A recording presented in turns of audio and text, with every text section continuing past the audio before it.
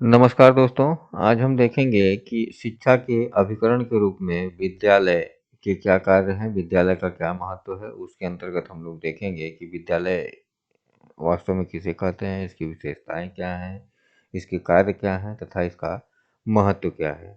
यह टॉपिक आपके BA first semester के फर्स्ट पेपर के अंतर्गत जो यूनिट फर्स्ट है एजुकेशनल एंड इट्स रेटिंग, उसके अंतर्गत आता है। अगर आप सिलेबस देखें तो जो फर्स्ट यूनिट का सिलेबस है उसमें एजुकेशन का कॉन्सेप्ट है, डिफिनीशन है और टाइप्स ऑफ एजुकेशन के अंतर्गत formal, informal and non formal education है। और इसी में जो लास्ट टॉपिक है वो एजेंसी ऑफ एजुकेशन के अंतर्गत आपका होम स्कूल एंड स्टेट पढ़ना है आपको। तो जिसमें आज हम लोग स्कूल की या विद्यालय की बात कर रहे हैं। उससे पहले अगर किताबें लेना चाहें आप तो फर्स्ट पेपर के लिए जो प्रिंसिपल्स ऑफ एजुकेशन का पेपर है उसके लिए हिंदी की किताब डॉक्टर संगीता की या डॉक्टर आर एस पांडे या दावल की ले सकते हैं। इंग्लिश के लिए आप जो है आर एस पांडे की, जैसी अग्रवाल या भाटिया एंड भाटिया की ले सकते हैं। इसी तरीके से सेकंड पेपर के लिए जो प्रॉब्लम्स ऑफ इंडियन एजुकेशन है उसकी किताबें हिंदी में सत्यनारायण दुबे या डॉक्टर नीता सिन्हा की ले सकते हैं। इंग्लिश में आप अखिलेश चौबे या आर एस शर्मा या जे सी अग्रवाल की किताबें ले सकते हैं। अब अगर हम विद्यालय की बात करें तो विद्यालय देखें तो जो अंग्रेजी शब्द है यह उससे मिलकर बना है।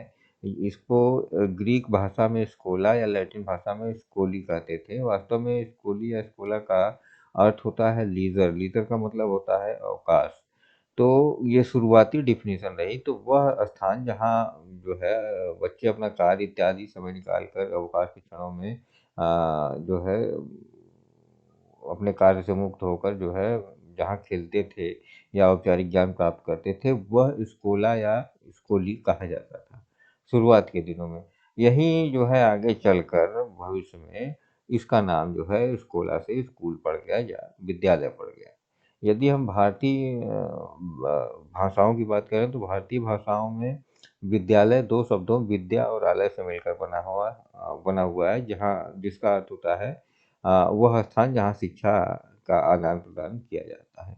तो ये जो है तो डिफिनीशन हो गई आपकी वर्बल। अब देखिए जो कुछ एजुकेशनिस्ट हैं, राज साहब क्या कहते हैं कि विद्यालय वे संस्थाएं हैं जिनको सभ्य मनुष्यों ने इस उद्देश्य से स्थापित किया कि समाज में सुव्यवस्थित तथा योग्य सदस्यता के लिए बालकों को तैयार करने में सहायता मिले। तो ऐसे जो है क्या कहते हैं कि संस्थाएं जहाँ पर जो है सुयोग्य और संस्कारवान बालक तैयार किए जाते हैं वो विद्यालय कहलाते हैं, राज साहब कहते हैं। जॉन डीवी क्या कहते हैं? जॉन डीवी कहते हैं कि स्कूल एक ऐसा विशिष्ट वातावरण है जहाँ बालक के वांछित विकास की दृष्टि से विशिष्ट क्रियाओं तथा व्यवसायों की शिक्षा दी जाती है। तो जो बालक का उद्देश्य है, जो बालक की जो है आवश्यकता है उसके अनुरूप अगर शिक्षा दी जाती है कहीं तो वह विद्यालय की कैटेगरी में आएगा। अब इससे यह स्पष्ट है इन परिभाषाओं से कि जो है विद्यालय की कुछ विशेषताएं होती हैं। जैसे विद्यालय क्या है? समाज द्वारा निर्मित संस्था है, क्रिएटेड बाय सोसाइटी। हाँ, तो समाज ही जो है इसको विद्यालय को निर्मित करता है। यह मानव निर्मित संस्था है, एक तरीके से मेन मेड हाउस है। इसका उद्देश्य भावी पीढ़ी को विशिष्ट ज्ञान, व्यवसाय और कार्यों की शिक्षा देना है। तो मुख्य उद्देश्य विद्यालय का यही है कि जो बालक हैं, बच्चे हैं, भविष्य के लिए उनको जो है ज्ञान की बात की जाए, उनको एकेडमिक नॉलेज दिया जाए, उनको विभिन्न प्रकार के प्रोफेशनल नॉलेज दी जाए जिससे वो अपना जीवन यापन कर सकें आगे चल के। फिर है विद्यालय आदर्श और चरित्र निर्माण की आधारशिला है। तो विद्यालय में ही आपको आइडियाज़, कैरेक्टर बिल्डिंग ये सब सारी चीज़ें सिखाई जाती है। विद्यालय ज्ञान का मंदिर है। तो नॉलेज ऑफ टेम्पल बोला जाता है, या टेम्पल ऑफ नॉलेज की जो है विद्यालय एक ऐसा स्थान है जहाँ पर आपको ज्ञान मिलता है, विभिन्न प्रकार का ज्ञान प्राप्त होता है। विद्यालय ईंट का मकान न होकर एक वातावरण होता है जिसकी अपनी निश्चित संस्कृति और व्यवस्था होती है। तो ऐसा नहीं है कि विद्यालय जो है केवल एक मकान के रूप में ईंटों से और जो है सीमेंट बालू गिट्टी से मिलकर बना एक मकान है। यहाँ पर विभिन्न प्रकार की संस्कृतियाँ, ज्ञान, संस्कार सबकी शिक्षा आपको दी जाती है। फिर विद्यालय सामुदायिक गतिशीलता का केंद्र है। तो जो नित्य नए परिवर्तन हो रहे हैं समुदाय में, समाज में, उसका जो है सबसे बड़ा केंद्र आपका विद्यालय ही है। विद्यालय समाज का लघु रूप होता है। तो जैसा जहाँ का समाज होता है उसी प्रकार का जो है विद्यालय होता है। फिर है विद्यालय एक सरल, पवित्र और विस्तृत पर्यावरण है। तो सिंपल है, बहुत पवित्र है, स्केयर्ड है और स्पेशियस है। कि एक बहुत ऐसा नहीं है कि जो है छोटी जगह पे हो, मतलब स्पेशियस होता है, वहाँ पर हवा, पानी, बिजली सबकी व्यवस्था रहती है। तो इस प्रकार से विद्यालयों को निर्मित किया जाता है। क्या आवश्यकता है विद्यालय की अगर आप देखें, तो सोसाइटी को क्या आवश्यकता है? तो पहली बात है, विद्यालय बालक के सर्वांगीण विकास का केंद्र है। School is the centre of the all round development of child. तो बालक का जितना भी प्रकार का विकास होता है, चाहे मानसिक, शारीरिक, संवेगात्मक, योग्यता, बुद्धि का, चरित्र का, आध्यात्म का, जितना भी विकास है सब कुछ जो है विद्यालय के माध्यम से होता है। तो ये कहा जाता है कि ये जो है सेंटर है बालक के ऑल राउंड डेवलपमेंट का। दूसरी बात है, विद्यालय बालक की बहुमुखी शिक्षा का केंद्र है कि डिफरेंट टाइप्स की एजुकेशन आपको विद्यालय में मिलती है। ऐसा नहीं है कि पर्टिकुलर एक ही जो है प्रकार की शिक्षा बालक को दी जाए। घर में विद्यालय बालक के घर में उसको जो है तैयार करके विद्यालय भेजा जाता है, और विद्यालय में विभिन्न प्रकार के पाठ्यक्रम होते हैं जिनका वो चयन करके बालक अपनी जो है योग्यता और क्षमता के अनुसार आगे बढ़ सकता है। फिर है विद्यालय समाज का लघु रूप होता है। तो जैसा जहाँ का समाज रहता है, उसी प्रकार का विद्यालय रहता है। तो समाज में जो चीज़ें चल रही हैं, वो विद्यालय सिखाता है, या विद्यालय में कुछ ऐसी जो है जो समाज में परिवर्तन हो रहे हैं, उसके अनुसार जो है पाठ्यक्रम तैयार किए जाते हैं। तो एक तरीके से विद्यालय समाज का ही एक जो है रूप माना जाता है। फिर विद्यालय सामाजिक विरासत को संरक्षित एवं हस्तांतरित करने में सहायक होता है। तो जो हमारी जो है ज्ञान है, परंपराएं हैं, प्रथाएं हैं, धर्म है, भाषा है, हाँ, वो सब का सब जो है विद्यालय हमको सिखाता है, जो एक पीढ़ी से दूसरी पीढ़ी में स्थानांतरित होता रहता है।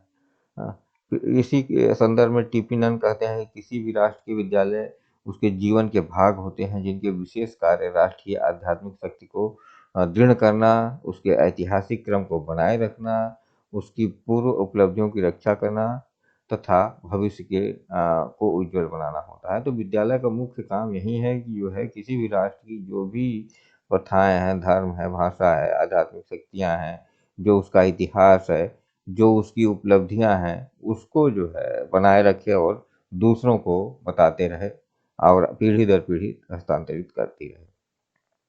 फिर ये आवश्यकताओं की पूर्ति में सहायक है। तो जो भी जो है मनुष्य की आवश्यकताएँ हैं, क्योंकि आवश्यकताएँ हमेशा बदलती रहती हैं, तो आवश्यकता बदलने के अनुसार ही जो है पाठ्यक्रम तैयार किए जाते हैं, और उन आवश्यकताओं की पूर्ति के लिए इस प्रकार के पाठ्यक्रम रखे जाते हैं कि आने वाले भविष्य में उस आवश्यकता की पूर्ति की जा सके। फिर विद्यालय के अगर आप कार्य देखें, तो विद्यालय के कार्य बहुत ढेर सारे हैं। जैसे कि विलर्ड वालर ने अपनी पुस्तक सोशियोलॉजी में ये लिखा है कि विद्यालय सामाजिक अंतःक्रिया का एक बद्ध संगठन होता है, जहाँ पर बंद का मतलब ये है कि एक चारदीवारी के अंदर रहता है। फिर विद्यालय की एक निश्चित जनसंख्या होती है, उनका एक स्पष्ट राजनीतिक संरचना होती है। विद्यालय की यह विशेषता सामाजिक अंतःक्रिया के तरीके से उत्पन्न होती है, और इस पर अनगिनत छोटी-छोटी अंतरक्रियाओं की प्रतिक्रियाओं का प्रभाव पड़ता है। वे सामाजिक संबंधों के एक घने जाल का प्रतिनिधित्व करते हैं। उन्हें हम भावना कहते हैं, उनकी एक निश्चित संस्कृति होती है। तो विद्यालय एक आप समझिए कि चारदीवारी के अंदर बंद एक पूरा समाज है, जिसमें विभिन्न प्रकार की क्रियाएँ होती हैं। हाँ, तो इसके आधार पे आप कह सकते हैं कि विद्यालय क्या है, एक सुनिश्चित जनसंख्या है, राजनीतिक ढांचा निश्चित होता है उसका, सामाजिक संबंधों का जाल होता है, विद्यार्थियों में जो है हम की भावना, वी फीलिंग, सबको साथ लेने की चल की भावना होती है। विद्यालय की अपनी निश्चित संस्कृति होती है। इसके आधार पे विद्यालय के कई कार्य हैं। अब जैसे विद्यालय के 2 मुख्य कार्य, एक औपचारिक, एक अनौपचारिक, 2 कार्य जो है बाँटे गए हैं। फॉर्मल फंक्शन क्या है और इनफॉर्मल फंक्शन अगर आप देखेंगे, तो फॉर्मल फंक्शन का मतलब वो क्या होता है कि जो डायरेक्टली और जिसका जो है जिसके लिए विद्यालय स्थापित किया गया है, वो कौन-कौन से जो है कैरेक्टर हैं या जो कार्य हैं उसको देखें। तो पहला है बौद्धिक शक्तियों का विकास, किसका? बालक का। बालक की बौद्धिक शक्तियों का विकास आपका जो है विद्यालय के माध्यम से होता है। फिर चारित्रिक विकास है, नागरिकता के गुणों का प्रशिक्षण है, मानव को मानव बनाने तथा या मानवता का, ह्यूमैनिटी का जो डेवलपमेंट है। राष्ट्रीय विकास में सहायता करता है विद्यालय।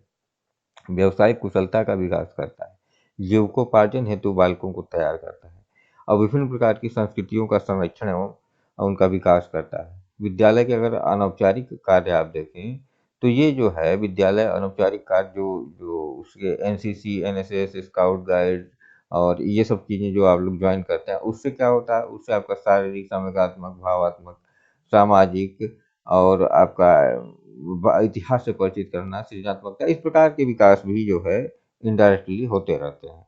इसके अतिरिक्त अगर आप सामान्य कार्यों की बात करें, एक जनरल फंक्शन, तो विद्यालय क्या करता है, आपका शारीरिक विकास करता है, मानसिक विकास करता है, भावनात्मक विकास करता है, सांस्कृतिक विकास करता है, सामाजिक विकास करता है, चारित्रिक विकास करता है और औद्योगिक विकास करता है। तो ये विद्यालय के कार्य हैं।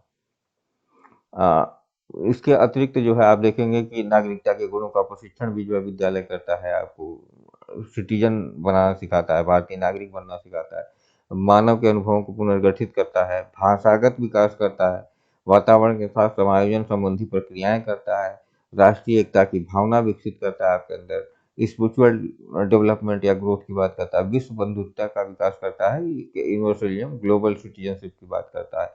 तो इस प्रकार से विद्यालय पूरा का पूरा ऑलराउंड डेवलपमेंट या जो है सर्वांगीण विकास बालक का करता है। Thank you very much.